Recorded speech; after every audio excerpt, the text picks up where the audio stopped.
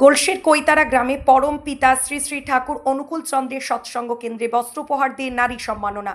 গোলশির কৈতারা গ্রামে পরম পিতা শ্রী শ্রী ঠাকুর অনুকূল চন্দ্রের সৎসঙ্গ কেন্দ্রে দুর্গাপুজোর আগে 50 জন মহিলাদের মধ্যে বস্ত্র উপহার দিয়ে সম্মাননা করা হয়।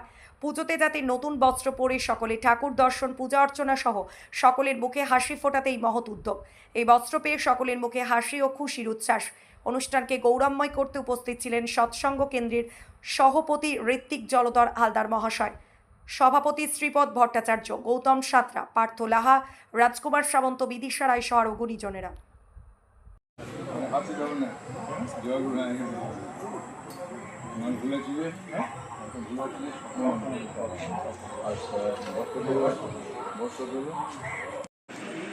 পুষ্প কর্মকার,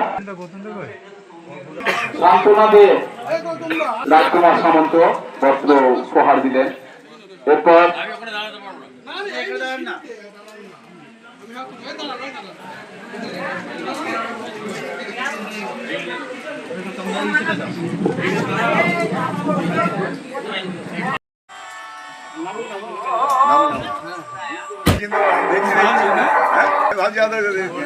চিনতে পারি কিনা কেমন আছে বলো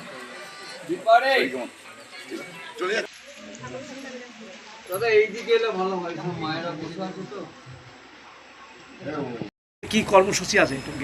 আজকে বস্ত্রদানের কর্মসূচি কৈতারা সৎসঙ্গ কেন্দ্র থেকে। আর বস্ত্র দান করেছেন আমাদের শ্রদ্ধেয় গৌতম দা বর্ধমান থেকে, বা দাদারা সব এসছেন।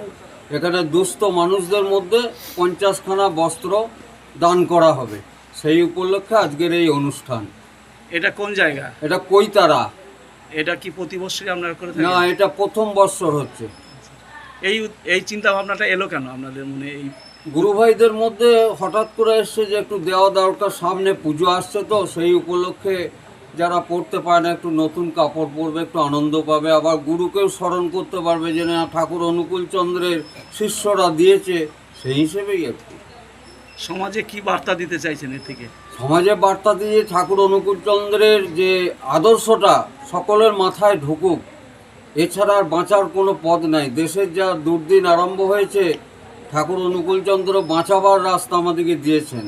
সেইটা প্রচারের জন্য আমরা একটা ছোটোখাটো অনুষ্ঠান বস্ত্রের মাধ্যমে করছে।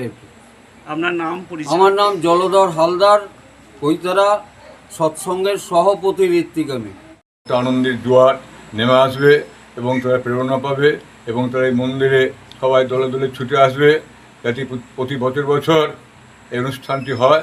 আমি সেটি পরম পিতার আতুল চরণে প্রার্থনা জানাবো। আমার নাম শ্রীপদ ভট্টাচার্য, সৎসঙ্গ কেন্দ্র মন্দিরের আমি সভাপতি। জয় গুরু।